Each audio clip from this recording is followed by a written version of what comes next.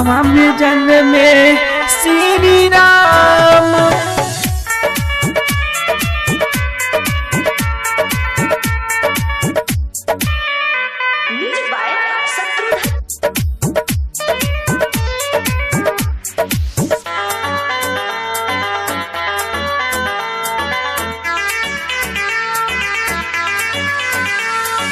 कहवा में जन्मे श्री राम की कहवा में कन्हैया जन्मे। कहवा में जन्मे श्री राम की कहवा में कन्हैया जन्मे। कहवा में जन्मे श्री राम की कहवा में कन्हैया जन्मे। कहवा में जन्मे श्री राम की कहवा में कन्हैया जन्मे। हे ललना कहवा में जन्मे हनुमान की तीनों घरवा सोहरी होला हो। हे ललना कहवा में जन्मे हनुमान की तीनों घरवा सोहरी होला हो। हे ललना सोहरी होला हो।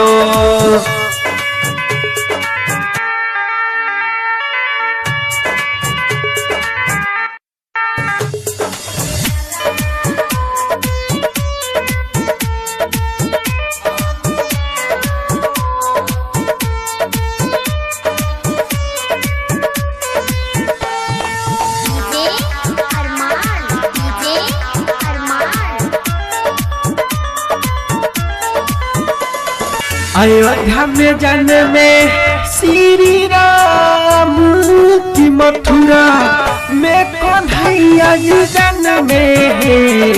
अयोध्या में जन्मे श्री राम की मथुरा में कन्हैया जन्मे। अयोध्या में जन्मे श्री राम की मथुरा में कन्हैया जन्मे। अयोध्या में जन्मे श्री राम की मथुरा में कन्हैया जन्मे हो। हे ललना पर्वत जन्मे हनुमान की तीनों घरवा सोहरी होला हो। हे ललना पर्वत जन्मे हनुमान की तीनों घरवा सोहरी होला हो। हे ललना सोहरी होला हो।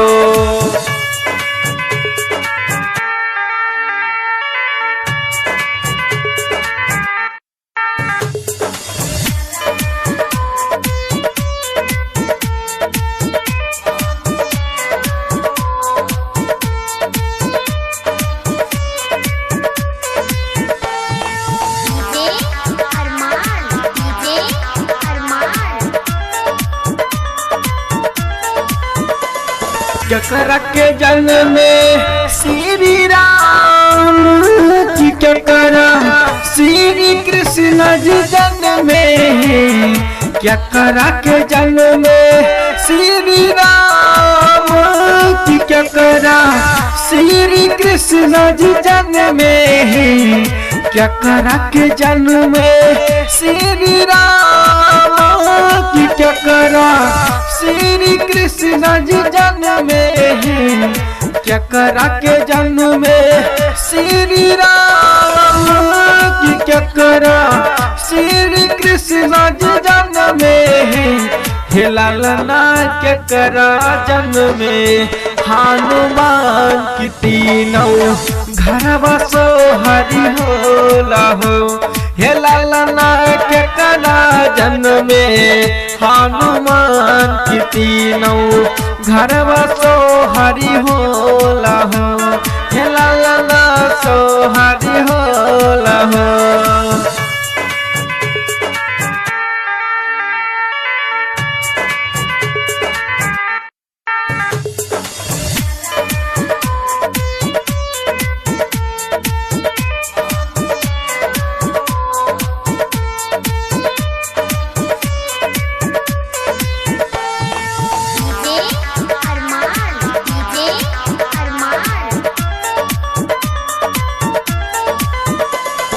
कौशल्या के जन्म में श्री राम की देवकी के कन्हैया जी जन्म में। कौशल्या के जन्म में श्री राम की देवकी के कन्हैया जी जन्म में। कौशल्या के जन्म में श्री राम की देवकी के कन्हैया जी जन्म में।